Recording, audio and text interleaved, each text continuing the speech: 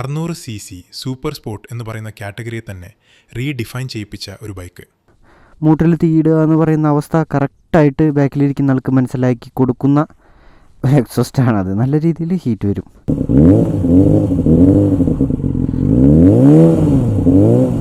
ദ്വന്ദ്വ വ്യക്തിത്വം, അപരവ്യക്തിത്വം എന്നെല്ലാം മണിച്ചിത്രത്താഴിൽ പറയുന്നത് പോലെ 2 ക്യാരക്ടറുള്ള ബൈക്കാണ് അത്.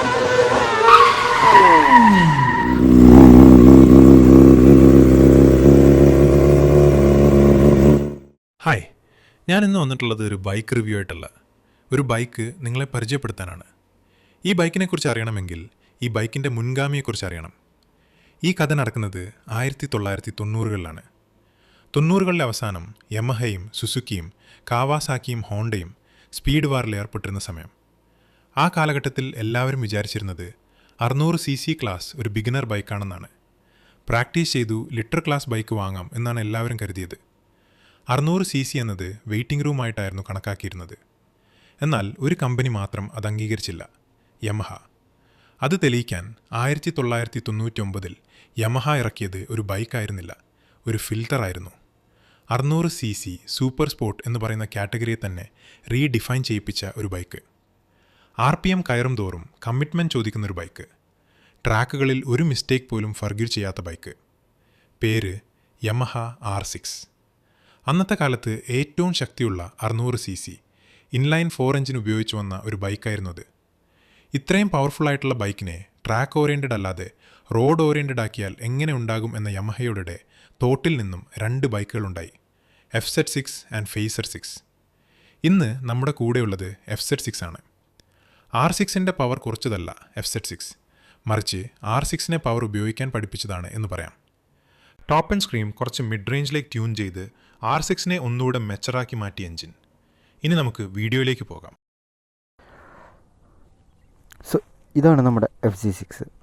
വളരെ മിനിമലിസ്റ്റിക് ആയിട്ടുള്ളൊരു ഡിസൈനാണ് ഫ്രണ്ടിൽ നിന്ന് നോക്കുന്ന സമയത്ത്. മാത്രമല്ല, ഒരു വട്ടം ഞാനിതുകൊണ്ട് സിഗ്നലിൽ നിൽക്കുന്ന സമയത്ത് ഇൻലൈൻ 4 ആണല്ലോ, പിന്നെ അക്രപ്പോവിച്ചിൻ്റെ ഒരു എക്സോസ്റ്റാണ് വെച്ചിട്ടുള്ളത്. സോ ഒബ്വിയസ്ലി സൗണ്ട് ഉണ്ടാവും. സോ സൗണ്ട് കേട്ട് ആൾക്കാരെല്ലാം തിരിഞ്ഞു നോക്കി, പക്ഷെ ആർക്കും മനസ്സിലായില്ല സൗണ്ട് വരുന്നത് ഈ ബൈക്കിൽ നിന്നാണ്. കാരണം ഇതിന് ഫ്രണ്ടിൽ നിന്ന് നോക്കുന്ന സമയത്ത് ഇതൊരു സാധാരണ ബൈക്കായിട്ടാണ് ഫീൽ ചെയ്യുന്നത്. പക്ഷേ നേരെ നമ്മൾ സൈഡിലേക്ക് വരുമ്പോൾ ഇത് മൊത്തം മാറും. ഒറ്റ നോട്ടത്തിൽ തന്നെ നമുക്കിതൊരു ഇൻലൈൻ 4 ആണെന്ന് മനസ്സിലാവും. മാത്രമല്ല, ടാങ്ക് കുറച്ചുകൂടെ ബൾക്കി ആയിട്ടുണ്ട്, ബൈക്ക് കുറച്ചുകൂടെ മസ്കുലറായി ഫീൽ ചെയ്യും.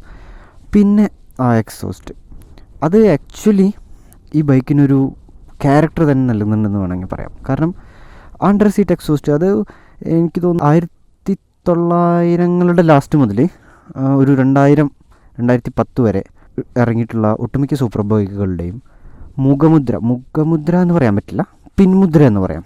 സോ അങ്ങനത്തെ ഒരു ഡിസൈൻ എലമെൻ്റാണത്. ഇപ്പോൾ നിങ്ങൾ ഡുക്കാട്ടിയുടെ 1098 നോക്കിയാലും, R1 നോക്കിയാലും, അതുപോലെ തന്നെ R6 നോക്കിയാലും, പഴയ ഡേറ്റൂണ നോക്കിയാലും, FZ6, അതുപോലെ തന്നെ ഫേസർ 6, അങ്ങനെ ഏത് ബൈക്ക് നോക്കിയാലും ഇതിൻ്റെ എല്ലാം ഒരു പിൻമുദ്ര അല്ലെങ്കിൽ ഒരു മെയിനായിട്ടുള്ളൊരു ഡിസൈൻ എലമെൻ്റ് എന്ന് പറയുന്നത് ആ റിയർ സീറ്റ് എക്സോസ്റ്റാണ്. പിന്നെ അതത്ര പില്യൻ ഫ്രണ്ട്ലി ആയിട്ടുള്ള എക്സോസ്റ്റ് അല്ല. കാരണം മൂട്ടിൽ തീയിടുക എന്ന് പറയുന്ന അവസ്ഥ കറക്റ്റായിട്ട് ബാക്കിലിരിക്കുന്ന ആൾക്ക് മനസ്സിലാക്കി കൊടുക്കുന്ന ഒരു എക്സോസ്റ്റാണ്. അത് നല്ല രീതിയിൽ ഹീറ്റ് വരും. സോ ഓടിക്കുന്ന ആൾക്ക് മാത്രമേ കംഫർട്ടുള്ളൂ, ബാക്കിലിരിക്കുന്ന ആൾക്ക് തീരെ കംഫർട്ടില്ല.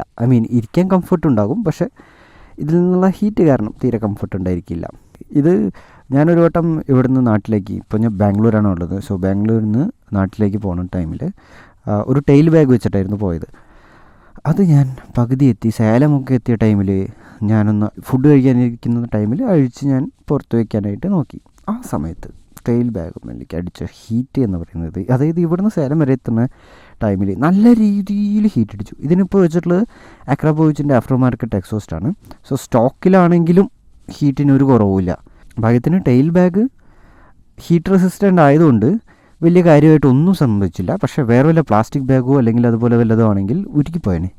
സോ നല്ല രീതിയിൽ അത്യാവശ്യം ഹീറ്റ് പ്രൊഡ്യൂസ് ചെയ്യുന്നുണ്ട് ബാക്കിലത്തെ ആ എക്സോസ്റ്റ്. അതായത് ഇനീഷ്യലി ഇല്ലെങ്കിലും വണ്ടി കുറച്ച് ഓടിക്കഴിഞ്ഞിട്ടുണ്ടെങ്കിൽ, വണ്ടി ഒരു 100 കിലോമീറ്റർ 150 കിലോമീറ്റർ ഓടിക്കഴിഞ്ഞിട്ടുണ്ടെങ്കിൽ നല്ല രീതിയിൽ ഹീറ്റ് അത് പ്രൊഡ്യൂസ് ചെയ്യുന്നുണ്ട്. പിന്നെ 19 ലിറ്ററാണ് ഇതിൻ്റെ ടാങ്ക് കപ്പാസിറ്റി എന്ന് പറയുന്നത്. സോ ഒരു ഫുൾ ടാങ്കിൽ 300+ കിലോമീറ്റർ പോകാൻ സാധിക്കും. കാരണം എനിക്ക് പേഴ്സണലി ഈ ബൈക്കിലൊരു 20 മൈലേജ് കിട്ടിയിട്ടുണ്ട് ഇവിടുന്ന് നാട്ടിലേക്ക് പോയ ടൈമിൽ. പക്ഷേ നോർമലി ഈ ബൈക്കിൽ കിട്ടുന്ന ഒരു മൈലേജ് എന്ന് പറഞ്ഞിട്ടുണ്ടെങ്കിൽ ഹൈവേയിലൊരു 17 16 to 17. അതുപോലെ തന്നെ സിറ്റിയിലാണെങ്കിൽ ഒരു 12 ആ റേഞ്ചിലാണ് ഇതിന് മൈലേജ് കിട്ടുന്നത്. ഇനി നമുക്കിതിൻ്റെ എക്സോസ്റ്റ് ഒന്ന് കേട്ട് നോക്കാം.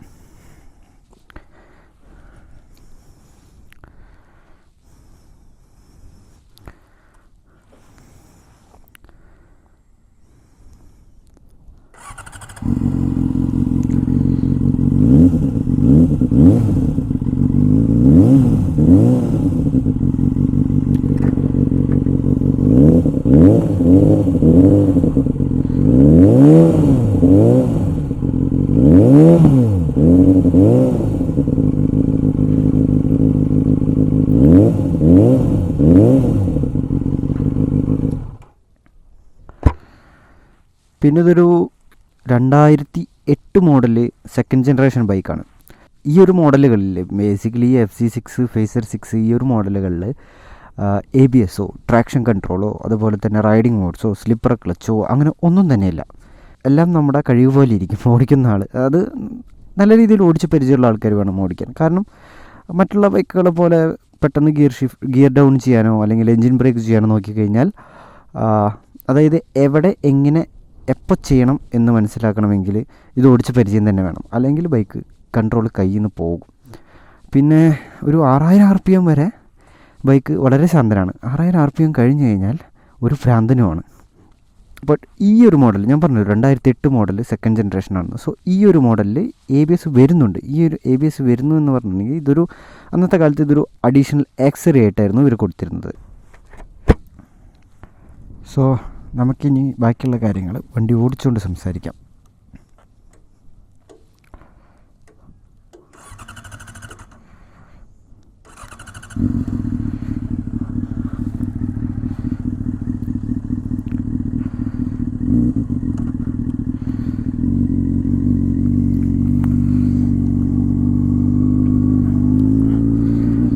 സോ ഇതൊരു ഇൻലൈൻ 4 98 bhp പ്രൊഡ്യൂസ് ചെയ്യുന്ന ലിക്വിഡ് കൂൾഡ് എഞ്ചിനാണ് ഈ ബൈക്കിലുള്ളത്. അത് നമുക്ക് ആക്ച്വലി പേപ്പറിൽ മാത്രമാണ് 98 bhp ഉള്ളതെന്ന് പറയാം. കാരണം ഈ ബൈക്ക് ഓടിക്കുമ്പോൾ നമുക്ക് കിട്ടുന്ന ഒരു അഡ്രനാലിൻ റഷ് അതൊരു 98 bhp ബൈക്കിൻ്റെ പോലെയേ അല്ല. കാരണം ഒരു 130 120 bhp എല്ലാം പ്രൊഡ്യൂസ് ചെയ്യുന്ന ഒരു ബൈക്കിൻ്റെ അതേ ഒരു അഡ്രനാലിൻ റഷാണ് നമുക്ക് ഈ ബൈക്ക് ഓടിക്കുമ്പോൾ കിട്ടുന്നത്. 6000-7000 RPM വരെ ഈ ബൈക്ക് വളരെ ശാന്തനാണ്. പിന്നെ അത് കഴിഞ്ഞിട്ടുണ്ടെങ്കിൽ ക്യാരക്ടർ തന്നെ മാറും. മനുഷ്യന്മാരുടെ കാര്യത്തിലാണെങ്കിൽ മൾട്ടിപ്പിൾ പേഴ്സണാലിറ്റി ഡിസോർഡർ അല്ലെങ്കിൽ ദ്വന്ദ്വ വ്യക്തിത്വം അപരവ്യക്തിത്വം എന്നെല്ലാം മണിച്ചിത്രത്താഴിൽ പറയുന്നത് പോലെ 2 ക്യാരക്ടറുള്ള ബൈക്കാണ്. അതായത് ഒരു 6000-7000 RPM വരെ ഒരു സാധാരണ ലീനിയറായിട്ട് പവർ തരുന്ന ഒരു ബൈക്ക് എന്ന പോലെ പെർഫോം ചെയ്യുകയും എന്നാൽ 6000 RPM കഴിഞ്ഞു കഴിഞ്ഞാൽ ഒരു ഭ്രാന്തനെ പോലെ പെർഫോം ചെയ്യുകയും ചെയ്യുന്നൊരു ബൈക്കാണ് ഇത്. ഇപ്പോൾ അത് നമ്മുടെ ക്യാരക്ടർ മാത്രം മാറ്റുമല്ല, ഓടിക്കുന്ന ആളുടെ ക്യാരക്ടർ കൂടി മാറ്റുന്ന ഒരു ബൈക്കാണ്. എന്ന് പറഞ്ഞാൽ ഇപ്പോൾ സാധാരണ സൂപ്പർ ബൈക്കൊക്കെ ഓടിച്ച് പരിചയമുള്ള ഒരാൾ, അതായത് സൂപ്പർ ബൈക്ക് എന്ന് പറയുന്നത് ഈ ഇലക്ട്രോണിക്സും കാര്യങ്ങളൊന്നും ഇല്ലാത്ത സൂപ്പർ ബൈക്കുകൾ, പഴയ കാലത്തെ ബൈക്കുകൾ ഓടിച്ച് പരിചയമുള്ള ഒരാൾ ഈ ബൈക്ക് ഓടിക്കുകയാണെന്ന് വയ്ക്കാം. ഓടിച്ച് പരിചയമുള്ള ആൾ മാത്രമല്ല, പുള്ളി നോർമലായിട്ട് ഓടിക്കുന്നത് വളരെ കാമായിട്ട് ഓടിക്കുന്ന ഒരാൾ, അങ്ങനെ ഒരാളെ കൊണ്ട് ഈ ബൈക്ക് ഓടിക്കുകയാണെങ്കിൽ ഒരു 6000 RPM വരെ പുള്ളിയായിട്ട് തന്നെ ഓടിക്കും. അതായത് സാധാരണ പുള്ളി ഓടിക്കുന്ന പോലെ ഓടിക്കും. പക്ഷെ ഒരു 6000 RPM കഴിഞ്ഞു കഴിഞ്ഞിട്ടുണ്ടെങ്കിൽ ബൈക്കിൻ്റെ ക്യാരക്ടർ മാറുന്നതോടുകൂടി തന്നെ പുള്ളിയുടെ ക്യാരക്ടറും മാറും. അതാണ് ഇതിൻ്റെ ഒരു പ്രത്യേകത. കാരണം അത്രയ്ക്കും അഡ്രിനാലിൻ റഷാണ് 6000-7000 RPM കഴിഞ്ഞ് കഴിഞ്ഞാൽ ഈ ബൈക്ക് തരുന്നത്. കാരണം വേറെ ഒന്നുമല്ല, കാരണം ഒരു 6000-7000 RPM കഴിഞ്ഞ് കഴിഞ്ഞിട്ടുണ്ടെങ്കിൽ R6-ൻ്റെ DNA അങ്ങോട്ട് കുത്തി ഒഴുകി അങ്ങോട്ട് വരും. മാത്രമല്ല സിറ്റി യൂസിനാണെങ്കിൽ നല്ലപോലെ ഫ്ലിക്ക് ചെയ്ത് സിറ്റിയിലെടുത്ത് കൊണ്ടുപോകാൻ പറ്റുന്നൊരു ബൈക്കുമാണ്.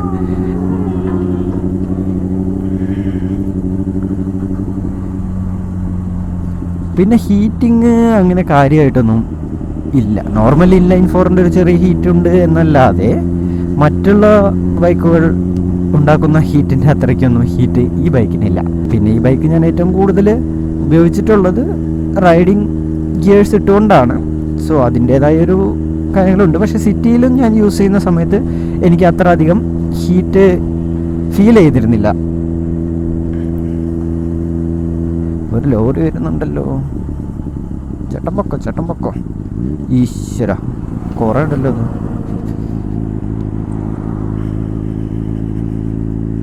എൻ്റെയൊക്കെ കുട്ടിക്കാലത്ത് എന്നെ വളരെ അതിശയിപ്പിച്ചതും വളരെ മോഹിപ്പിച്ചതുമായിട്ടുള്ളൊരു ബൈക്കായിരുന്നു FZ. നമ്മുടെ ഫസ്റ്റ് FZ 15 ഇന്ത്യയിൽ ഇറങ്ങിയിട്ടുള്ളത് എനിക്ക് തോന്നുന്നു ഒരു 2010 ആ കാലഘട്ടത്തിലാണ് ഇന്ത്യയിൽ ഇറങ്ങിയിട്ടുള്ളത്. ശരിക്കും പറഞ്ഞാൽ ആ കാലഘട്ടത്തിലുള്ള ബൈക്കുകളുടെ ഡിസൈനിൽ നിന്നും കുറച്ച് വ്യത്യാസപ്പെട്ട് നല്ല കാണാൻ നല്ലൊരു രീതിയിൽ കുറച്ചുകൂടെ മസ്കുലറായ രീതിയിൽ വന്നിട്ടുള്ളൊരു ബൈക്കായിരുന്നു അത്. അതുകൊണ്ട് തന്നെ ഇന്ത്യൻ മാർക്കറ്റ് വെട്ടിപ്പിടിക്കാൻ അധികം സമയമൊന്നും ആ വണ്ടിക്ക് വേണ്ടി വന്നില്ല. സോ എൻ്റെ ചൈൽഡ്ഹുഡിൽ ഞാൻ കാണുന്ന എല്ലാവരേലും എല്ലാ യൂത്തന്മാരേലും ഉണ്ടായിരുന്നൊരു ബൈക്കാണ് FZ 15.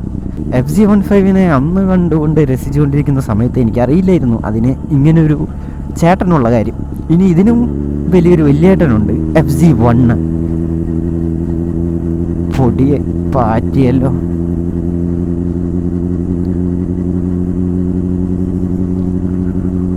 ഇതിൻ്റെ ഒരു ട്വിൻ ബ്രദറും ഉണ്ട്, നമ്മളുടെ ഫേസർ 600. അത് കുറച്ചുകൂടെ ടൂറിംഗ് ഫോക്കസ്ഡ് ആണ്, ടൂറിംഗ് ഓറിയൻറ്റഡ് ആയിട്ടുള്ള ബൈക്കാണ്. റൈഡിങ് പോസ്ചറേ കംപ്ലീറ്റ്ലി ഡിഫറെൻ്റ് ആണ്. ഇതിൻ്റെ റൈഡിങ് പോസ്ചർ എന്ന് പറഞ്ഞു കഴിഞ്ഞാൽ അത്യാവശ്യം ചെറുതായൊരു സ്പോർട്ടിനെസ്സും ഉണ്ട്, എന്നാൽ നല്ല രീതിയിൽ കംഫർട്ടബിളായിട്ട് ഇരിക്കാനും സാധിക്കും. സോ ഒരു 500 കിലോമീറ്റർ 600 കിലോമീറ്റർ എല്ലാം നല്ല രീതിയിൽ ടൂർ ചെയ്യാൻ സാധിക്കുന്ന ഒരു മെഷീനാണിത്. പക്ഷേ വിൻഡ് ബ്ലാസ്റ്റ് ഉണ്ടായിരിക്കും, കാരണം ഒബ്വിയസ്ലി എന്താ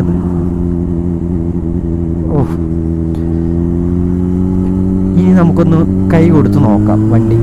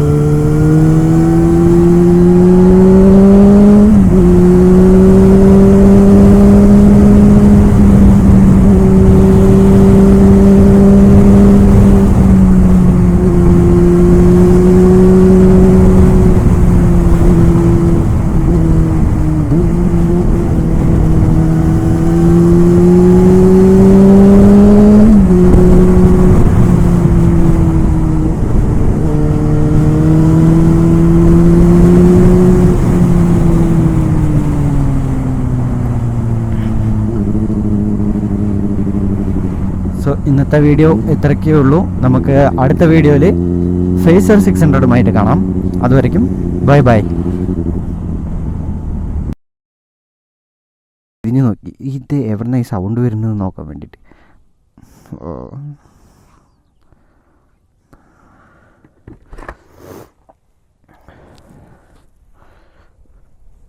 ഹേയ്